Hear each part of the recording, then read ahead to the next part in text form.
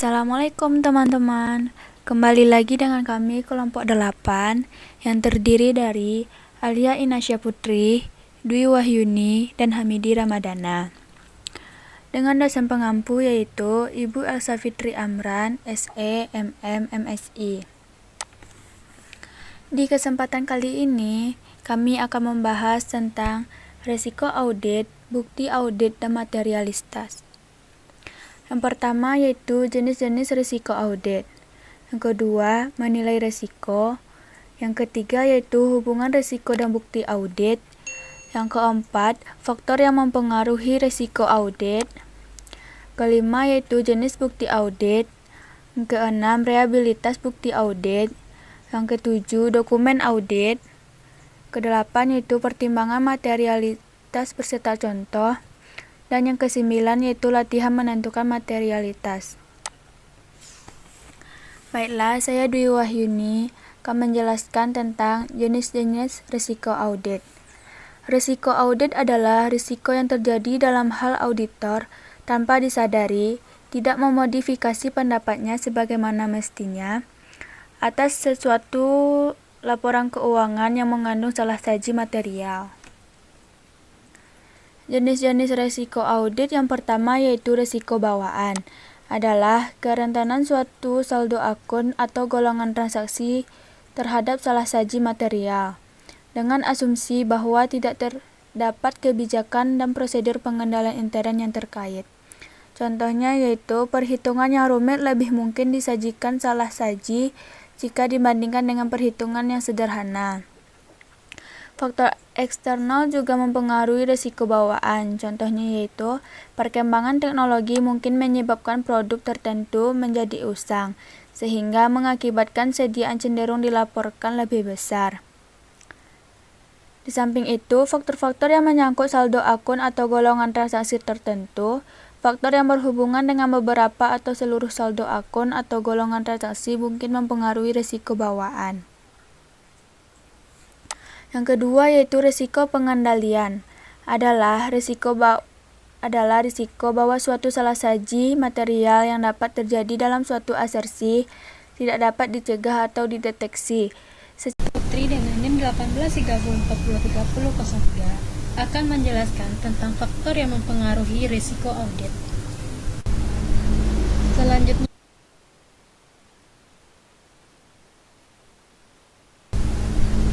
Selanjutnya saya Alia Inasya Putri dengan NIM 1834203003 akan menjelaskan tentang faktor yang mempengaruhi risiko audit. Risiko adalah ketidakpastian dalam melaksanakan fungsi audit.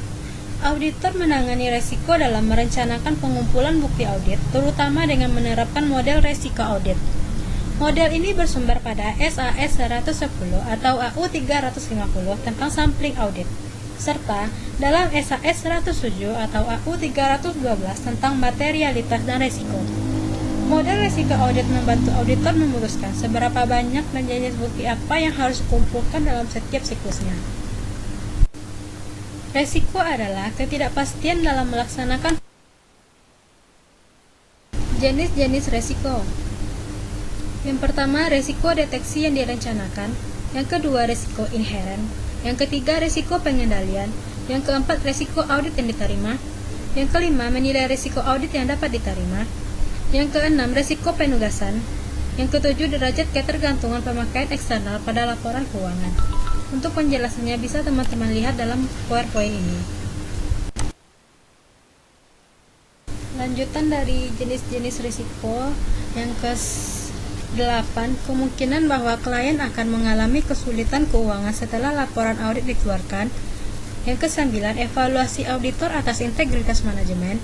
Yang ke-10, menilai risiko inheren. Risiko inheren ini terdiri dari 1. Sifat bisnis klien.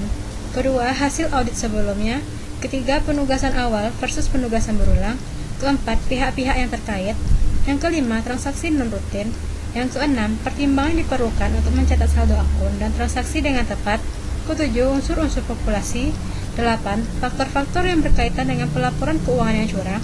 Kesembilan, faktor-faktor yang berkaitan dengan misapresiasi dan Selanjutnya yaitu faktor-faktor yang mempengaruhi resiko audit, yaitu adanya ketergantungan pemakai eksternal, kemungkinan kegagalan keuangan, integritas manajemen, sifat bisnis, hasil audit sebelumnya, penugasan awal versus penugasan berulang, pihak-pihak yang terkait, transaksi non-rutin, pertimbangan yang diperlukan, unsur-unsur populasi, faktor-faktor yang berkaitan dengan salah saji yang timbul akibat pelaporan keuangan yang curang, ketentuan aktiva terhadap misproporsi, efektivitas pengendalian internal, rencana pengendalian. Setelah auditor merencanakan penugasan dan pengumpulan bukti audit, hasil-hasilnya dapat juga dinyatakan dalam versi evaluasi model risiko audit. Model risiko audit dalam mengevaluasi hasil-hasil audit dinyatakan dalam SAS 107 sebagai berikut. Bisa teman-teman lihat dalam PowerPoint rumusnya. Rumus ini dapat menunjukkan 3 cara untuk mengurangi risiko audit yang dicapai ke tingkat yang dapat diterima. Yang pertama yaitu mengurangi risiko inheren. Yang kedua, mengurangi risiko pengendalian. Yang ketiga, mengurangi risiko deteksi. Untuk lebih jelasnya bisa dibaca dalam PowerPoint. Selanjutnya saya akan menjelaskan tentang jenis bukti audit. Bukti audit adalah semua media informasi yang digunakan oleh auditor untuk mendukung argumentasi, pendapat, atau simpulan dalam rekomendasinya dalam meyakinkan tingkat kesesuaian antara kondisi dengan kriterianya. Tidak semua informasi bermanfaat bagi audit, karena itu informasi harus dipilih. Pedoman pemilihan informasi yang akan digunakan adalah sebagai bukti audit bahwa informasi tersebut harus andal, sehingga mampu meyakinkan pihak lain. Ada beberapa jenis bukti audit yang termasuk sesuatu yang sangat penting, adapun bukti audit tersebut sebagai berikut, yaitu bukti fisik. Pengertian dari bukti fisik ini adalah salah satu bukti yang nantinya didapatkan oleh auditor secara langsung dan sudah melalui pemeriksaan fisik di dalam proses audit itu sendiri. Yang kedua, bukti matematis. Seorang auditor akan mendapatkan bukti matematis melalui perhitungan yang dilakukan secara langsung, misalnya saja voting untuk penjumlahan vertikal dan cross voting bisa untuk penjumlahan itu secara horizontal maupun vertikal. Selanjutnya, bukti rasio. Bukti rasio ini biasa disebut dengan bukti perbandingan. Dipakai oleh auditor untuk menghitung rasio likuiditas, profitabilitas, solvabilitas, quick ratio, dan lainnya. Untuk lebih lengkapnya dapat dibaca dalam PowerPoint. Selanjutnya, bukti dokumenter. Bukti dokumenter ini terbagi menjadi beberapa bagian seperti bukti yang dibuat oleh pihak luar lalu dikirimkan kepada tim auditor secara langsung. Selanjutnya, bukti pengendalian internal. Bukti ini termasuk bukti yang terkuat pada proses pelaksanaan audit. Lalu bukti catatan. Para akuntan selalu menyediakan catatan mengenai perusahaannya, sehingga bukti ini menjadi sebuah sumber yang bisa dipakai oleh seorang auditor untuk dijadikan bukti audit. Selanjutnya, bukti surat. Bukti surat ini lebih dikenal dengan sebutan surat pernyataan tertulis, yakni sebuah surat tertulis yang sebelumnya sudah ditandatangani individu yang dapat bertanggung jawab, dan juga mempunyai pengetahuan yang lebih mengenai kondisi tertentu. Misalnya, bukti tersebut diperoleh dari manajemen, termasuk juga dari spesialis jurnal angkutan. Selanjutnya yaitu bukti lisan atau wawancara. Bukti ini termasuk dalam jenis bukti audit. Ketika seorang auditor sedang melakukan pekerjaannya, banyak sekali hal-hal yang berkaitan dengan manusia.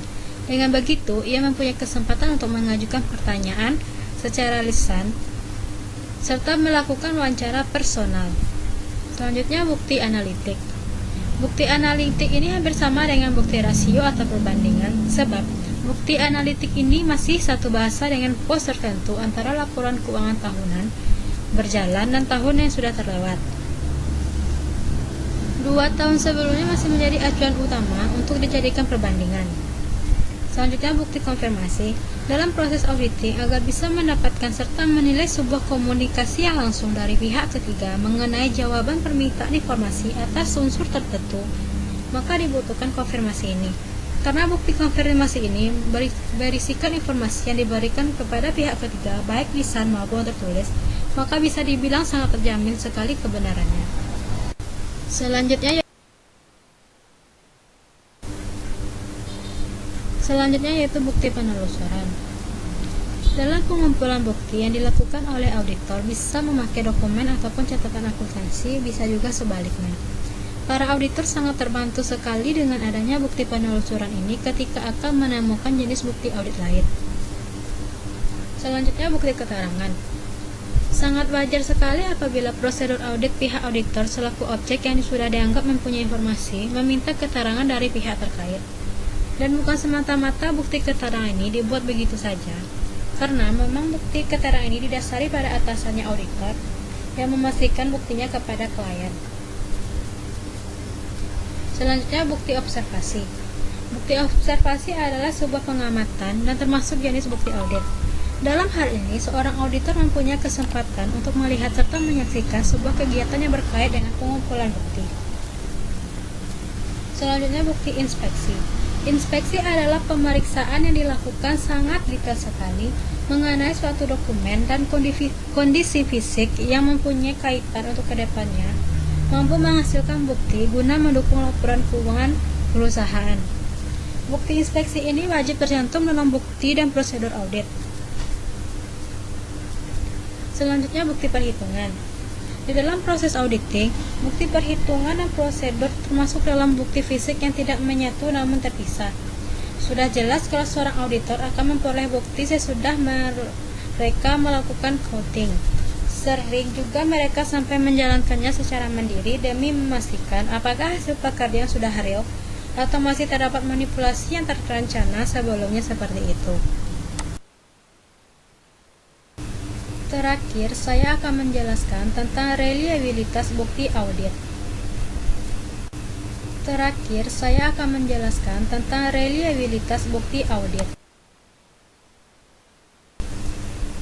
Reliabilitas berkaitan dengan seberapa jauh bukti ini dapat dipercaya.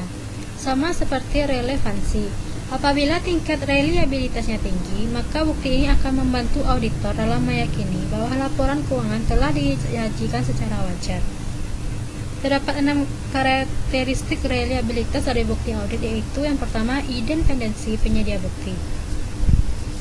Bukti yang diperoleh dari luar entitas lebih dapat diandalkan dibandingkan dengan bukti yang diperoleh dari dalam entitas, seperti komunikasi dari bank, pengacara, atau para pelanggan. Dokumen yang berasal dari luar organisasi seperti polis asuransi akan lebih dipercaya dibandingkan komunikasi atau hasil wawancara yang diperoleh dari klien dan dokumen yang berasal dari intern perusahaan, bahkan yang tidak pernah dikirim ke luar organisasi seperti permintaan pembelian. Selanjutnya, efektivitas pengendalian intern klien. Bukti audit lebih dapat diandalkan jika pengendalian intern klien efektif, bukan lemah. Selanjutnya, pengetahuan langsung auditor.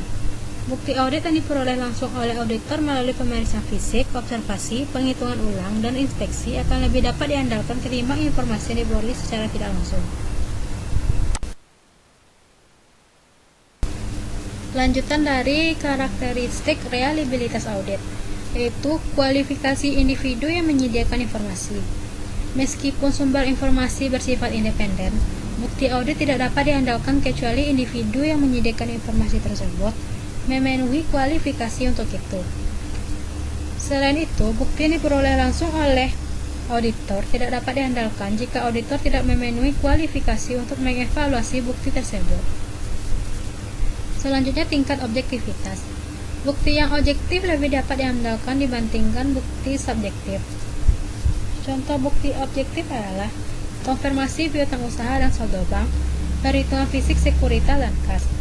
Sedangkan contoh bukti subjektif adalah surat yang ditulis oleh pengacara klien yang membahas hasil yang mungkin akan diperoleh dari gugatan hukum yang sedang dihadapi oleh kliennya, observasi atas persediaan yang usang selama pemeriksaan fisik.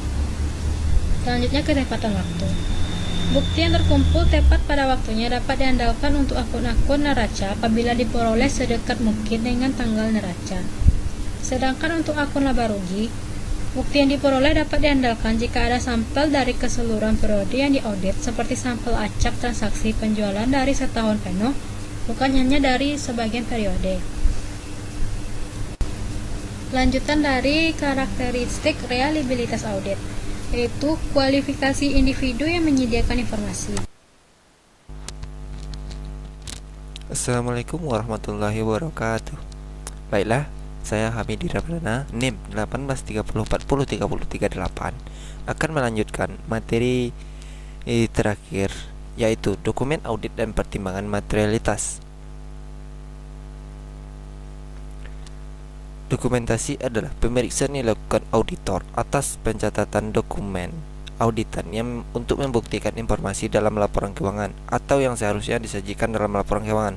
Dokumen-dokumen yang diperiksa oleh auditor adalah catatan-catatan yang digunakan auditan untuk menyediakan informasi dalam menjalankan operasi dengan cara terorganisir. Karena setiap transaksi yang dilakukan oleh auditan biasanya didukung oleh paling kurang satu dokumen, maka terdapat banyak sekali jenis bukti ini yang tersedia. Sebagai contoh, auditan sering menyimpan order pembelian pelanggan, dokumen-dokumen pengiriman dan salinan faktur penjualan untuk setiap transaksi penjualan. Dokumen-dokumen ini adalah bukti yang bermanfaat bagi auditor untuk memverifikasi ketepatan dari pencatatan auditan untuk transaksi penjualan. Dokumentasi adalah bentuk bukti audit yang digunakan secara luas dalam audit karena tersedia bagi auditor dengan biaya yang relatif kecil. Bahkan kadang-kadang dokumentasi adalah bukti audit yang cukup memadai yang tersedia. Lanjutan. Dokumentasi mengambil peran penting dalam proses audit karena merupakan bagian integral dari suatu jejak audit trail. Jejak audit terdiri dari dokumen yang berkaitan dengan yang memungkinkan auditor untuk melakukan tracing dan vouching atas transaksi atau kejadian dari dokumen sumber ke buku besar ledger, atau sebaliknya. Tracing mendukung tujuan kelengkapan dengan melacak transaksi atau kejadian ke depan sejak pencatatannya ke akun buku besar. Sedangkan vouching mendukung tujuan eksistensi dengan melakukan penelusuran ke belakang dari akun di buku besar ke pencatatan transaksi atas kejadian. Proses vouching dan tracing atas transaksi dan kejadian adalah tahap yang sangat penting dan dalam setiap program audit.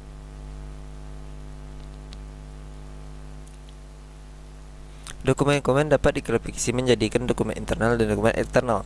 Dokumen internal adalah dokumen yang disusun dan dipergunakan oleh auditan dan tidak digunakan oleh pihak luar sehingga pelanggan atau penyedia.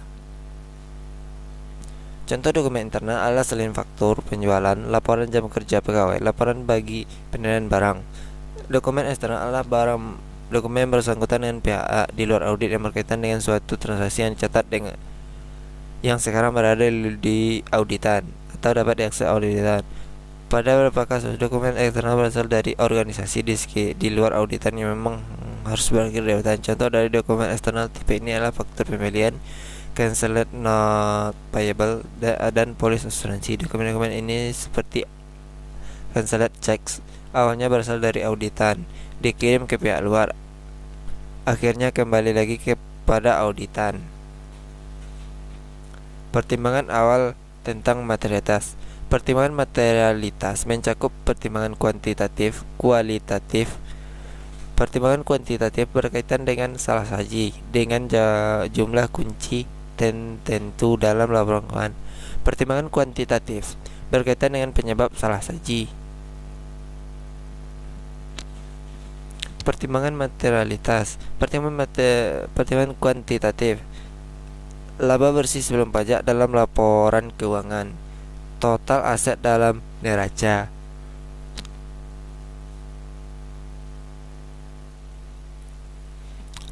Total aset lancar dalam neraca, total ekuitas pemegang saham dalam neraca. Pertimbangan kualitatif, kemungkinan terjadi pembayaran melanggar hukum, kemungkinan terjadi kecurangan, syarat penarikan kredit dari uang, gangguan dalam tren laba, sikap manajemen dalam integritas laporan keuangan.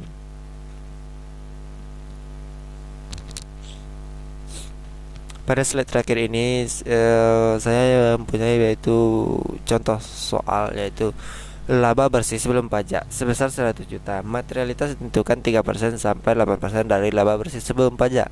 Dari laba bersih sebelum pajak sebesar 100 juta, maka batas materialitas Matrix Border untuk laporan laba rugi berada pada kisaran 3 juta sampai 8 juta.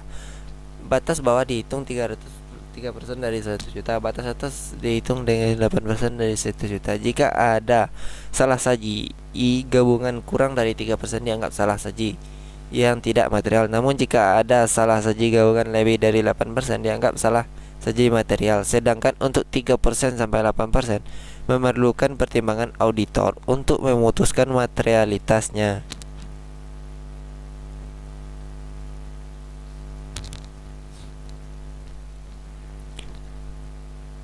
Di sini saya mempunyai yaitu 2 buah contoh soal.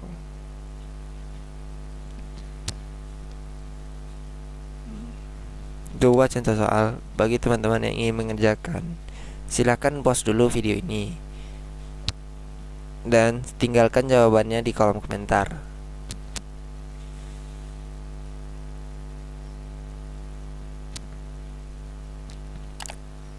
Terima kasih. Demikianlah hasil prestasi dari kelompok 8. Jika ada salah kata salah ucap, billahi taufik wal hidayah. Wassalamualaikum warahmatullahi wabarakatuh.